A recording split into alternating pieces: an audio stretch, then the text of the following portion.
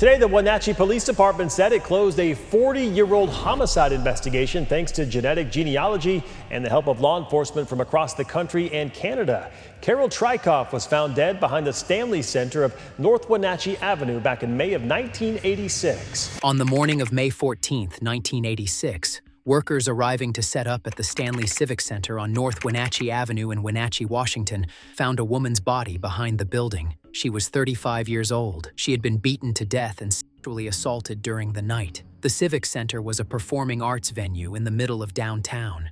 She had been killed in the open, behind a public building, and left there for the workers to find. Detectives collected biological evidence from her clothing that morning and preserved it. The case went cold within the first few years. For nearly 4 decades, the DNA sat in central Washington property storage, unmatched in every law enforcement database it touched. The first time the people of Wenatchee heard the killer's name, a building in another country had been wearing it for 17 years. Her name was Carol A. Trikoff. She was 35 years old and lived in Wenatchee, Washington, a small city in the Cascade foothills where the Wenatchee River meets the Columbia. At the time of her death, she was unhoused. She spent her days and nights in the downtown blocks around the Stanley Civic Center, where the people of Wenatchee, who had nowhere else to go, gathered, slept, and looked out for each other. The Stanley Civic Center stood at 1201 North Wenatchee Avenue, a large building used for concerts, community events, and public gatherings. The blocks around it were a meeting point for Wenatchee's transient community, what Sergeant Joe Eaton of the Wenatchee Police Department later described as a known gathering place at the time. People slept near the building, in the parking lots behind it, and in the alleys and doorways of the surrounding streets. Carol was part of that community. She knew the area around the Civic Center the way a person knows the place where they spend their days, the doors that stayed unlocked, the spots that were sheltered from the wind, the parts of the building where you could sleep without being moved along. On the night of May 13th, or the early hours of May 14th, 1986, someone attacked Carol behind the Stanley Civic Center. The attacker beat her with enough force to kill her. The cause of death was blunt force trauma. She was sexually assaulted. Biological evidence from the assault was left on her clothing. The killer left her body behind the building and walked away. She was found the next morning when workers arrived to set up. The building was scheduled to host events that week. The workers called the police. Wenatchee Police Department officers responded and processed the crime scene. Detectives collected Carol's clothing, the biological evidence on it, and everything else recoverable from the area behind the building. The evidence was sent to the FBI for forensic analysis, which was standard practice for a serious crime in a town the size of Wenatchee in 1986. After dark, the back of the Civic Center was not well lit and was shielded from the street. Someone could have attacked her there without being seen or heard by anyone passing on Wenatchee Avenue. Behind the building was an open area, no windows looking down on it, no foot traffic. The front of the building faced the road. The back faced nothing. Detectives sealed the biological evidence in evidence bags and stored it. In 1986, DNA profiling was in its earliest stages and not yet available to most law enforcement agencies in the country. The Wenatchee Police Department could not extract a genetic profile from the evidence that year. The department stored it anyway, keeping the chain of custody intact year after year, waiting for the technology to catch up. That decision preserved the one piece of physical evidence that could ever name the man who killed Carol. Without the clothing and the fluid on it, the case had nothing. No weapon was recovered. No fingerprints lifted from the scene. No witness ever came forward with a description of the killer. The biological evidence was the entire case. Wenatchee police worked the case hard for the next 2 years. Detectives interviewed everyone they could find who had been in the area of the Stanley Civic Center on the night Carol was killed. They talked to people in the transient community who had known her. They knocked on doors of business owners along North Wenatchee Avenue and residents whose windows looked toward the building. Men with histories of violence or sexual offenses in Chelan County were pulled in for questioning. Detectives gave multiple polygraph tests and compared notes with other agencies in central Washington. The investigation faced a problem that made it harder than most homicide cases from the start. Carol's world was not anchored to a fixed address, a workplace, or a social circle that detectives could pin down. There was no employer to call, no landlord to interview, no phone number in a directory. The people around her moved. They drifted through Wenatchee and out again, and witnesses who might have seen something on the night of May 13th were difficult to locate weeks later, let alone months or years. No arrests were ever made, and no suspect was ever named publicly. The tips dried up within months. Within a few years, the case went cold and was transferred to the Wenatchee Police Department's cold case file. The file stayed open, but the evidence sat in storage. Numerous detectives reviewed the case across the decades that followed. Each one read through the same thin collection of witness statements and reached the same conclusion. The biological evidence was the only path forward, and the technology was not there yet. When DNA profiling became standard, analysts at the Washington State Patrol Crime Lab developed a genetic profile from the biological evidence on Carol's clothing. The profile was a clean male contributor. It was uploaded to CODIS, the FBI's national database of convicted offenders. If the man who killed Carol had ever been convicted of a serious crime, the system would have flagged the match. CODIS returned nothing. The man had never been arrested for anything that put his DNA in the system. He was a ghost in every database the police had access to. Carol's family carried the case across 4 decades. The Wenatchee Police Department did not release their names to the public. A woman killed at 35 behind a public building in a small city, and no one could tell them who had done it or why.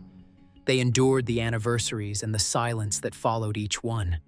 There were no public statements, no press conferences, no candlelight vigils that drew cameras to the back of the Stanley Civic Center. The grief was carried privately, away from the slow churn of an investigation that for 4 decades produced no arrest. Carol would have been 45 in 1996, 55 in 2006, 65 in 2016.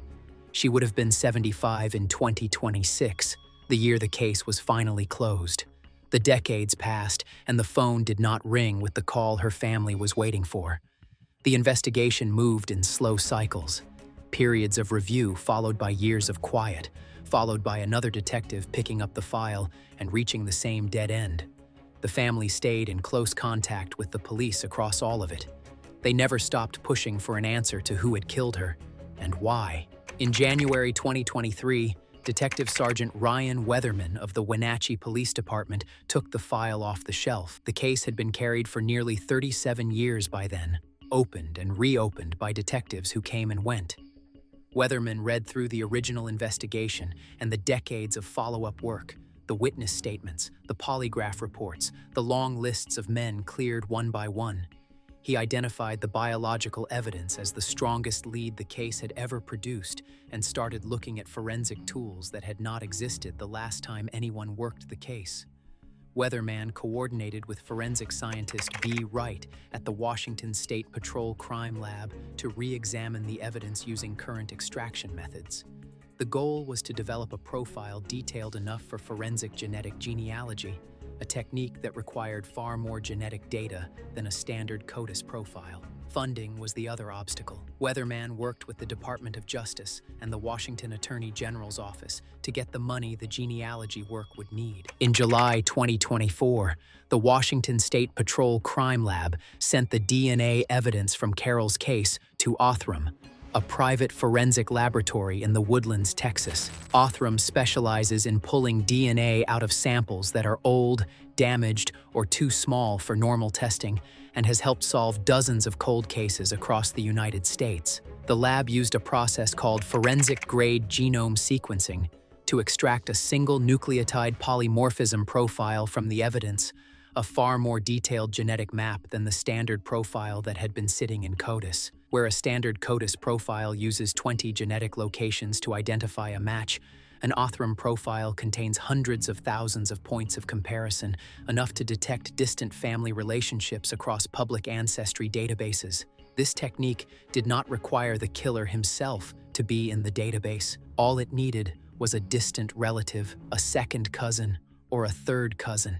Anyone who shared enough genetic material with him, who had uploaded their data for personal ancestry research. The Othram team would then trace the connection from that relative through public records and family trees back to the source of the crime scene DNA. In December 2024, the genealogical search produced results.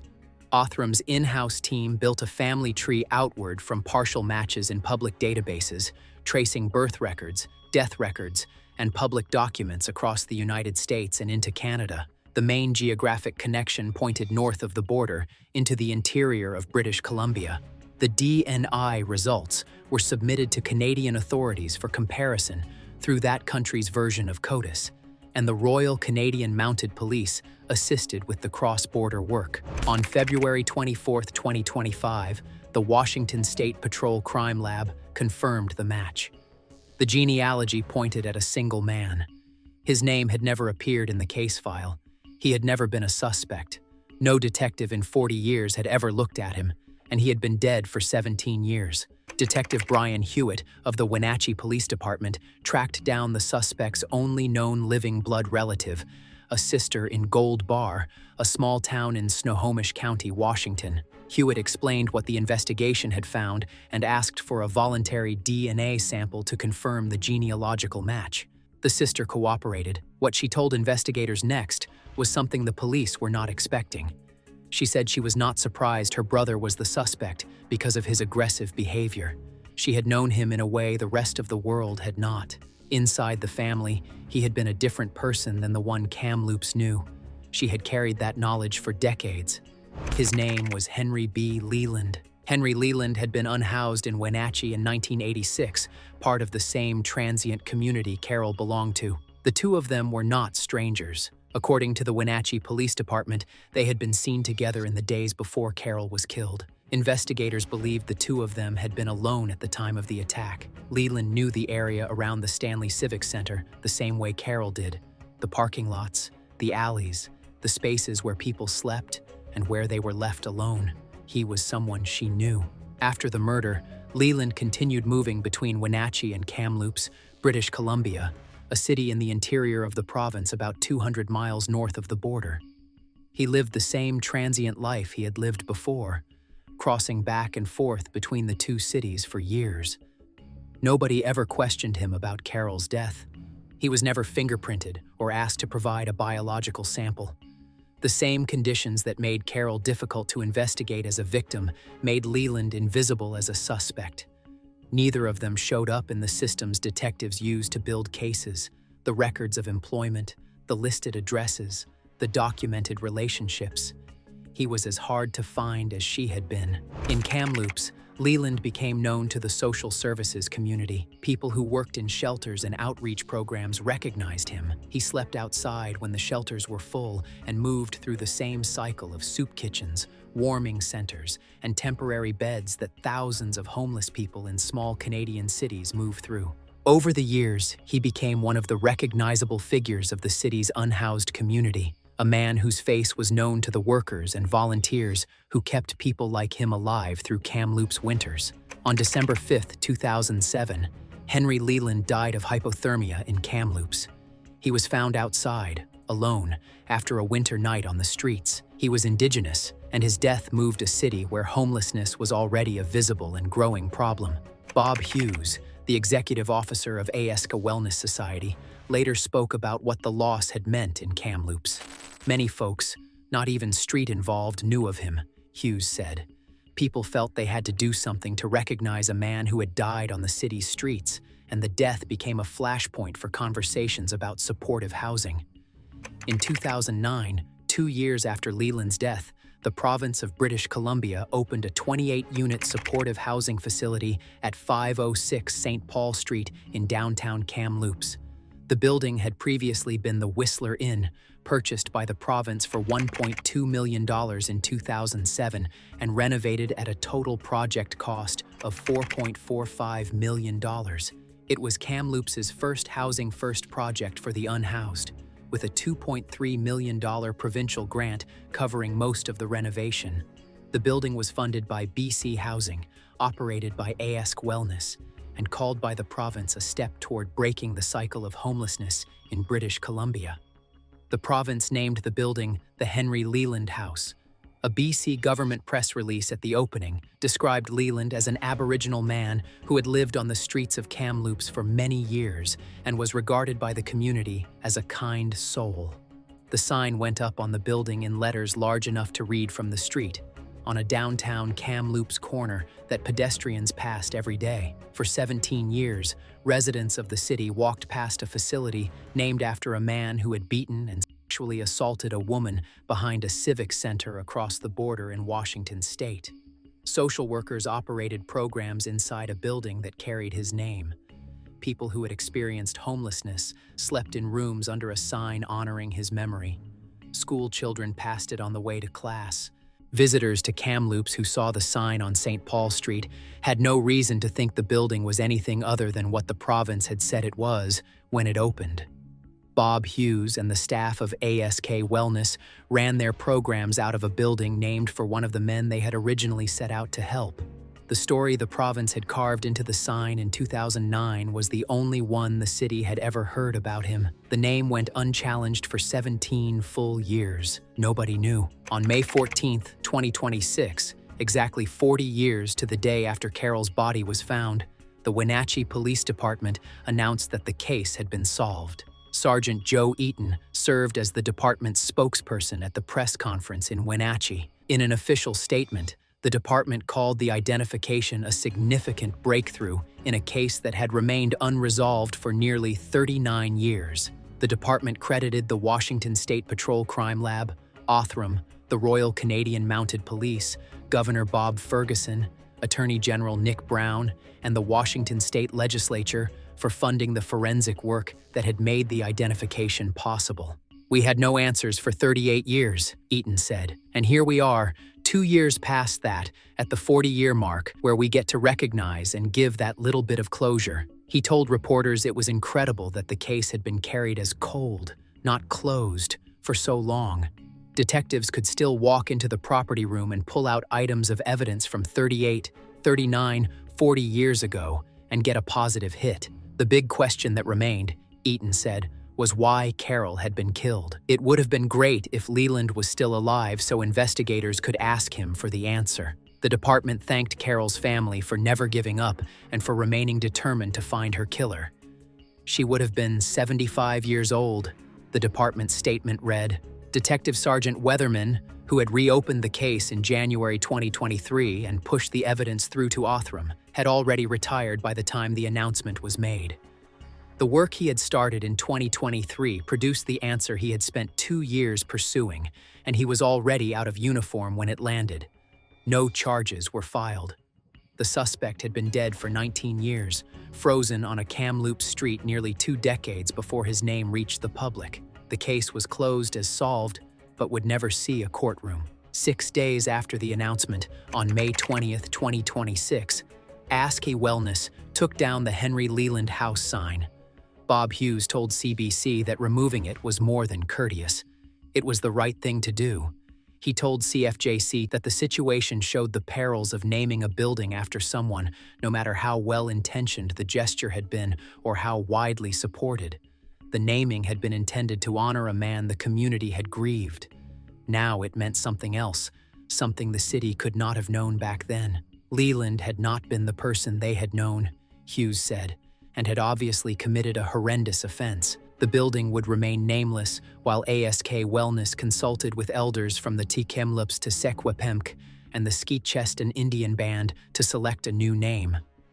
In due time, Hughes said, an appropriate name would be identified. He said it was critical to cleanse the building of the trauma that name had left on it. The facility still stood, and the rooms still housed people. Only the name changed. A 35-year-old woman was killed behind a civic center on a quiet spring night in 1986. The man who did it froze to death 21 years later, alone on a Kamloops street, and a province named a building after him in his memory. The sign stayed up for 17 long years. 40 years after the murder, the DNA finally took the sign down. If this case stayed with you, leave your thoughts in the comments. More solved cases in the playlist.